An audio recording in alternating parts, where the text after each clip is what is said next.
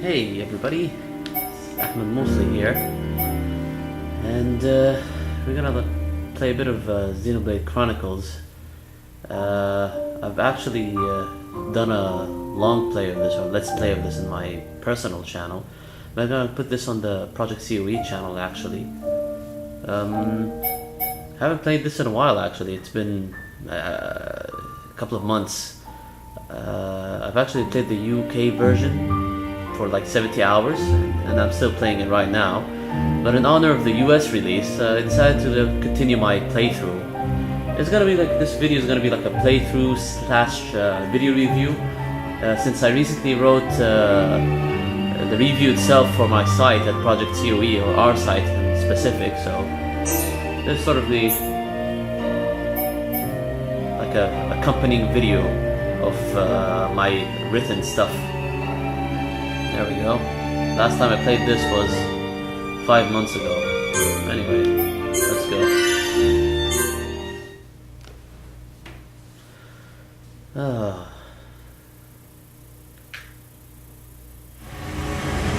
can't remember what I was doing actually. So yeah, Xenoblade Chronicles, you know, it's a JRPG, but not in an actual traditional sense. Monolith Soft, the developer, they worked on Batten Kaitos and the Xenosaga. You know, in this game, it's sort of like a spiritual sequel to these series, but at the same time, it doesn't play like them at all. Very, very different aspect of the game, actually. So, what makes Xenoblade special, in my personal opinion, is the world, you know, the world design. It's just absolutely amazing world design. They put a lot of thought into it. Everything is really detailed, and there's, you know, the lines are blurred when it comes to towns, dungeons, and the overworld. They're all connected, interconnected, and it's not traditional in a sense, because, you know, sometimes in towns, you can actually fight in towns, and in the overworld you find like secret areas or small areas that have concentrated camps of humans, you know, and even mini dungeons in the overworld that have concentrated type of enemies. So yeah, it's all absolutely amazing, and that's the best thing about Xenoblade Chronicles. It's just so engrossing, it's so detailed, the overworld. See, now we're technically right now in the overworld, but you know, there are still citizens you can talk to, so it's just pretty cool, you know. You can't really know where the lines are between the towns and the dungeons and the overworld, so that's pretty cool. That's even the coolest aspect of it. Another thing I'd like to bring up in terms of overworld depth or world design depth is the actual non-player characters. Let me just bring up a menu here, the affinity chart, just to give you an example of what's going on. So yeah, let me zoom out. Look at how huge this is. I think I completed 2/3 of it. There's still 1/3 left around here. So just to zoom in, basically each major city has a bunch of non-player characters, or important non-player characters, and each one has a name, has a personality, has a specific time they'll be in. Yeah, you could actually change the time in the game. You can, you know, switch it from 6 AM to 6 PM or whatever you guys want. So yeah, each NPC has a specific purpose, you could say, and they're all interconnected. And the more you talk to, the more you see how connected they are. So if you talk to this guy, after talking to this, you'll see a relationship between them. It shows promise. And you know, the families, friends, and you know, fiancés, romantics, colleagues. You know, it's just never ending. So yeah, all these non-player characters can interconnect, and it's not necessarily limited to one city. Actually, you know, the Colony 9, for example, you find a non-player character that connects to somebody who lives in Central Bionis, for example. So it just really detailed how the amount of work they put into the important non-player characters. You can see here, I think you could say around 40, 50, 60 non-player characters, even more overall in the game.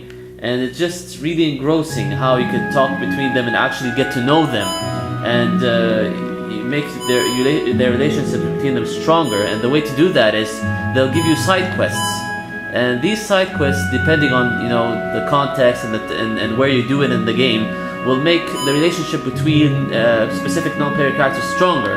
So these two, for example, I haven't delved into them yet. So once I get a specific side quest, maybe I'll make their relationship better. See, now they're upset from each other, but it could be, and even the side quests can go to another side. It doesn't need some side quests can actually lower the affinity between two characters, but make it higher between other two. So I remember this side quest, for example, Kenny. Yeah, I hooked him up with this character. But originally, Betty was in love with Kenny. But as soon as I told this character to change her job occupation and be an artist, and Kenny is actually a master, he's an artistic genius, as the personality says, they started growing affection for each other. But in turn, this girl, which was originally her friend, got upset. So yeah, it's a series of side quests which ultimately caused hate between these two, but love between these two. So yeah, it can get really deep, actually. The more characters you talk to, the more relationship you build. And this is not essential to completing the game at all. That's the beauty about it. It's all side content, and you don't necessarily need to complete them if you don't want to. But I'd say go for them, because this is the greatest and strongest aspect of the game. To the degree as a lot of these side quests actually are stronger than the game's internal storyline or main storyline, which is what I'll get to in a bit. So yeah, I've rambled enough here, and let me show you an example of how big the overworld is.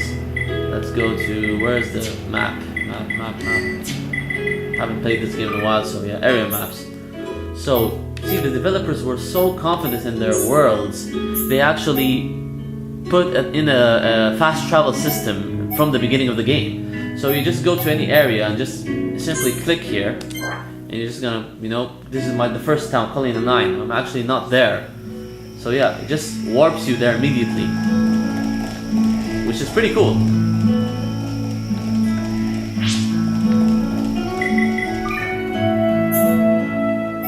I originally reached Alchemoth, so yeah.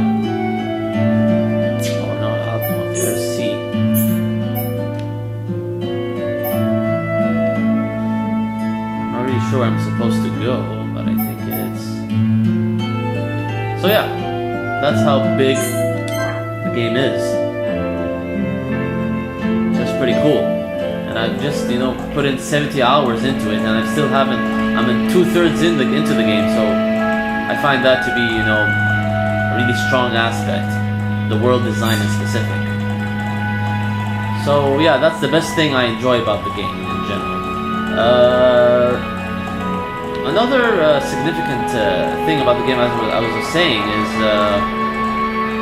the battle system, or how everything is in real time. Hopefully you get into the battles here. So just, yeah, you can see this cutscene here. This is the tomb. Defensive measures prevent intruders from entering. Nice English voice acting. You will have to circumvent these to move within the tomb. One thing before we enter. But what I found personally, you can see the future, the storyline of the game, it starts off pretty intriguing, but it's really slow paced, and in my opinion, I always saw what's in the next corner.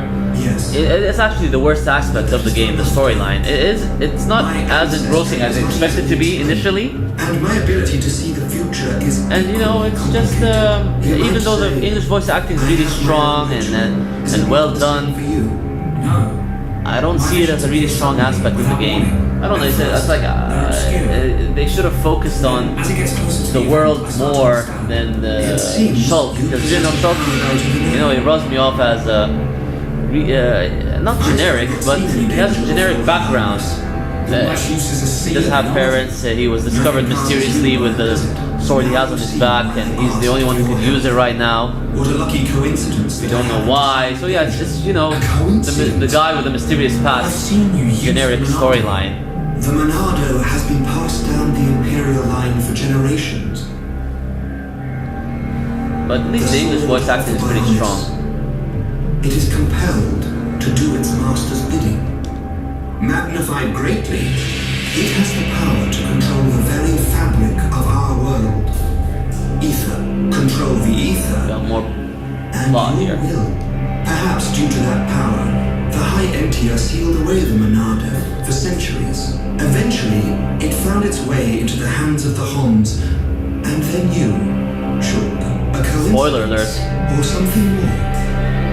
You must discover this yourself, for you are the one who wields the Monado. The Biovis is stirring. There we go.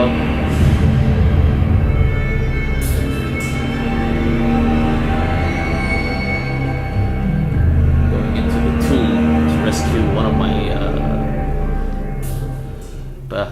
that's her name, Melina, I think what her name was.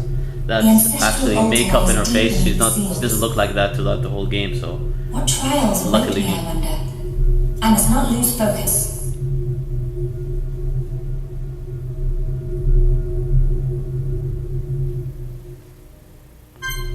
Oh, I'm controlling her actually. Okay. So yeah, I hope we get to battle soon so I can explain to you the real-time aspect of the battle system.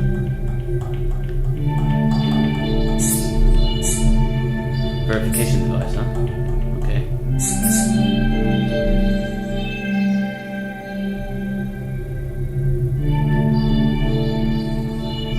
2,512 cycles since the last visitor. State your name and purpose. Melia Antiqua, I have come to be judged on my legitimacy to the throne by the ancestral spirits. Permission granted. Commencing analysis of genetic data. I like how the world of the game has different aspects to it. I explained it in my review. It's like a combination of Lord of the Rings and Transformers or Real Steel, as in the word sense that most of the game is actually takes place in lush open fields, swamps. You know, these medieval fantasy-like areas. But you get to this point of the game, for example, and you'll see a lot of technology aspects here, and this is no ordinary chill. the whole the enemies, or the antagonists of the games, are actually robots, or they called mechons. So yeah, it's a nice mixture of technology and medieval. I like it. You know, it's really unique. Trap.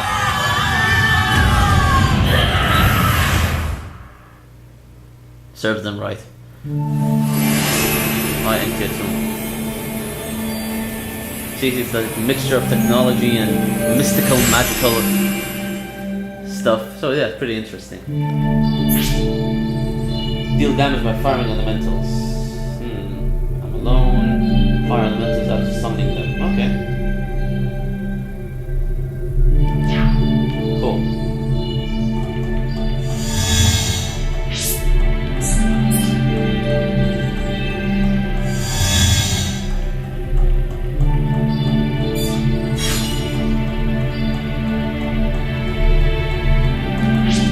Let's save up here.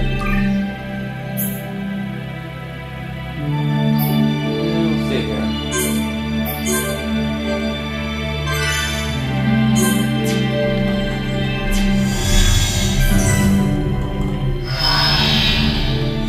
Nice. So there we go. I think we're gonna. There we go. Battle system. So yeah, see, it's real time. Everything is real time. It works like a multiplayer online RPG in the sense that everything is real time and you control your characters everywhere. And the difference is between them is you can automatically attack when you go next to the enemy like this.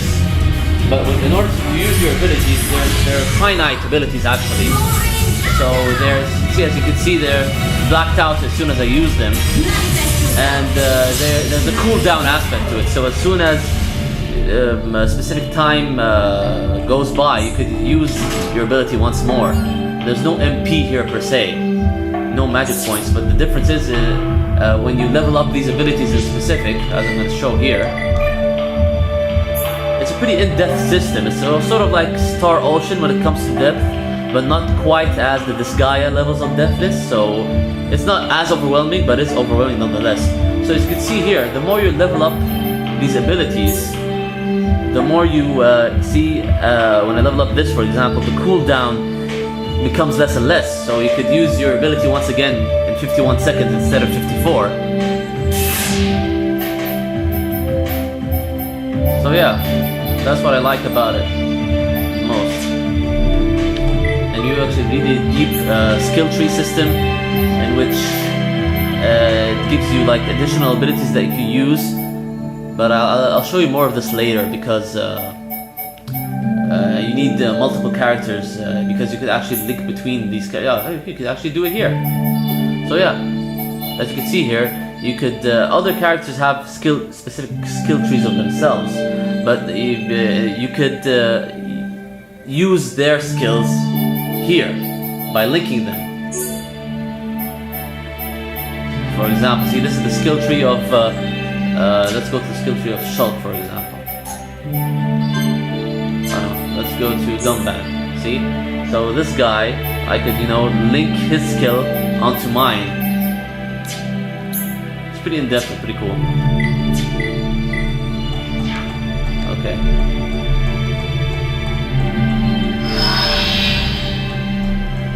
You'll see more of the battle system once I play more. But all in all, it plays like a multiplayer online RPG. It's like, it reminds me of Final Fantasy XII.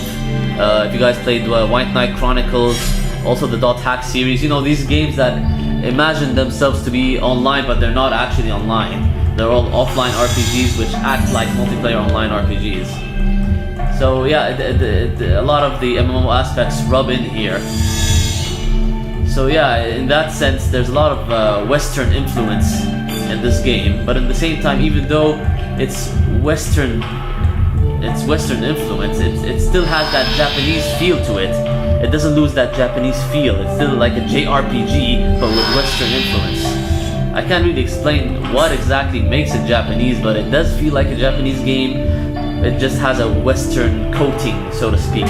I explained it in my review as it's like you're eating an American, classic American cheeseburger, but instead of having mustard, you're having wasabi, and the meat itself of the cheeseburger will be coated with teriyaki sauce.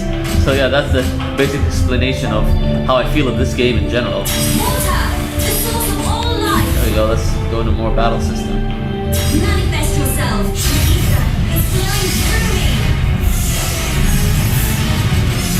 Yeah, Melee is a pretty unique character in the sense that you have to summon elementals before attacking.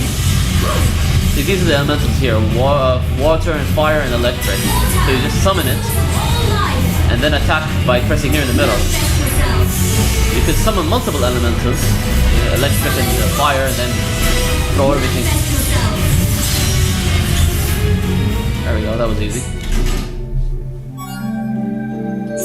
A lot of cool stuff here, and as you can see, here's the looting system, sort of like Diablo, or some multiplayer online RPGs have this. They loot dependent, and this game does the same. It's each enemy as soon as you defeat the enemy, you're bound to get loot.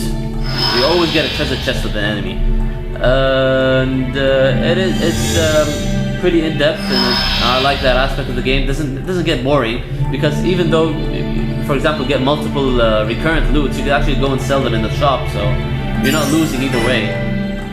And as you can see here, as soon as I discovered a new area, I leveled up and I got an experience points.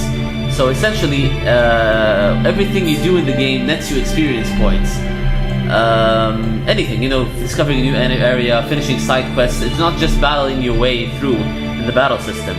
And that has a double-edged sword. In one sense, it makes the game easier because you're leveling up really quickly when you do side quests. But in another sense, it's nice to have other aspects to gain experience points instead of power leveling your way or grinding. So grinding becomes less repetitive because everything gives you experience points.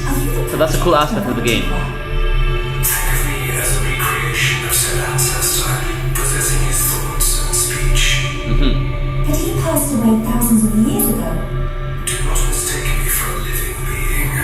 I am a replica of your ancestor. I am merely a projection of what he would be. Memories, though. To meet him now. I do not understand. But I do not suspect any falsehood in your words. It is beyond doubt. If I could feel, I would feel joy. I am not real, but I do not lie. Joy? What do you mean? The results of the gene analysis show Holmes gene integration of 80%. Estimates suggest evolution within 8 generations. Our wishes are almost fulfilled. Very intriguing. Wishes? Our purpose, as decreed by the Bioness, is linked to our genetic So sequence. the Bionis is the big, We have spent good robot, actually, where all humans live, or living beings, actually, not a humans. certain gene set will unlock the mechanism and set us free. I still do not understand. It is of no consequence. I grant you this seal.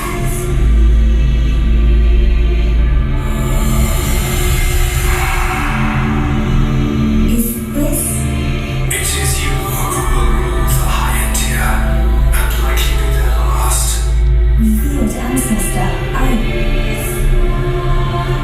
Go forth and rule, my descendant. So the spirits look favorably upon you. There we go. One of the bad people. Or a part of her Explain yourself. tribe, Heroes are permitted the to enter this Hyentia. place. I am the subject of Her Highness the First Consort. I need no permission. Mother's subject. No impure child of the second consort. She's impure. She's a mixture. Her mother was human, Mother, and the father is Hyentia. a filthy Half-breed, yeah. has no right to the throne. And you know, some people are upset because they want purity in the throne, and that's why they want to get rid of her. Gonna fight her? Hope so. Nope. Going into our other party here. See that small character there? Who Very puts annoying. a great big hole somewhere like that? As I explained, it's a defense mechanism. What a mess, Rhine. Friend, not clever touching button. I'm with these guys, Ryan. How was I supposed to know that was going to happen? What about your visions, eh? Idiot. You think the two of you could come up with something? You know it doesn't work like that. It would have been useful, yes. Pair of fortune-telling frauds. You got us into this mess. And it's not the first time either. Ricky, agree with Shock. Why is it my fault all of a sudden? This time it is your fault. Precisely. As you can see, Well, the armor parts actually appear in the characters in real Be time in the thankful that we are all cutscene, which is alive. a really cool I suggest aspect. greater care next time. Each body Our part, journey you know, will be longer, unique. but we can still make our way deeper into the tomb. okay. We can't waste another second. Melia needs us. You could, you know, customize your equipment as much as you want. Yeah, I'll keep this party. See, as soon as they discover this place, give me EXP. So yeah, that sword Shulk has on his back is actually called the Monado. And as you can see, as you've seen from the storyline exposition, it's a very mysterious blade that has certain powers to defeat the robots or the Mechon, and for some reason only he can wield it. But what I like about the narrative in this case is okay. Yeah, what I like in the narrative in this case is the more you go to the storyline, it integrates plot points with the gameplay system. So, for example, you're gonna gain more abilities that's related to the sword. The most significant one is, as Ryan suggested, Sword can actually see visions of the future, and this is really well integrated into gameplay. I hope when I'm battling you can see an example of it here. But it's let's fight this guy. So we're controlling one character, the rest is AI dependent, and they're pretty smart. The AI characters, let me lower the voice volume here. Yeah, the AI characters do what they're told, so it's not as customizable as Final Fantasy XII, but it's still pretty good. They work well, the AI characters. You can't customize them to a specific degree, but you can control other characters you want instead of Shulk, so it's pretty cool either way. I don't know where the heck am I going. Let's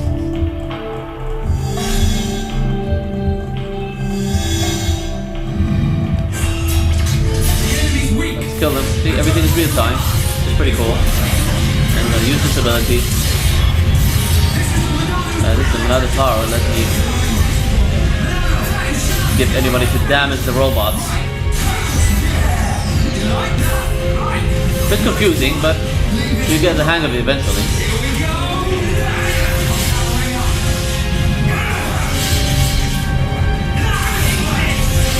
Die.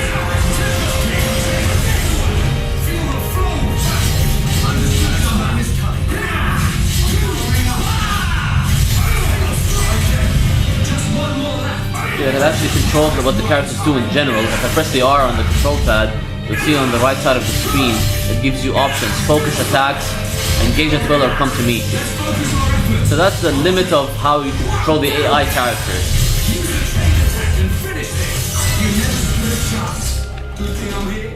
No? Anyone? I can see this isn't pushing you at all. There we go, everything is loot. And all these items, you could actually sell them, or they come into handy with certain side quests. Some characters want some items and, you know, stuff like that. Should I go down or check the map? Oh, I can't teleport. That's pretty interesting. This is story-based. Okay, fair enough.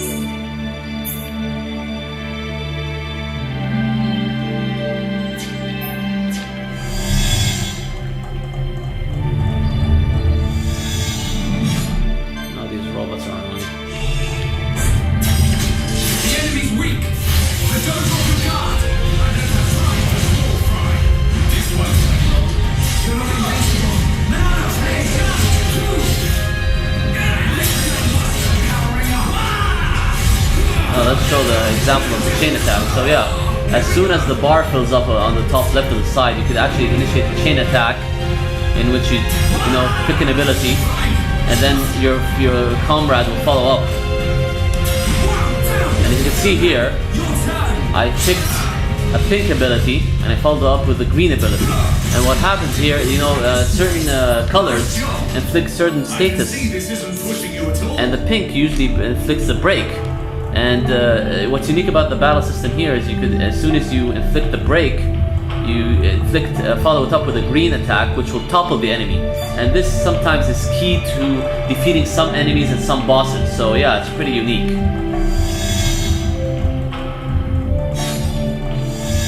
There we go, collecting some stuff on the side quest here.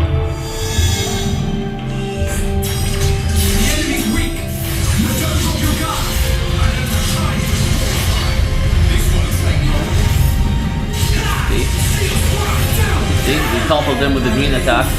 Now let's actually follow up with the yellow attack, which will cause daze. So it's pink, green, yellow. That's the basic statuses that you could do. I can see this is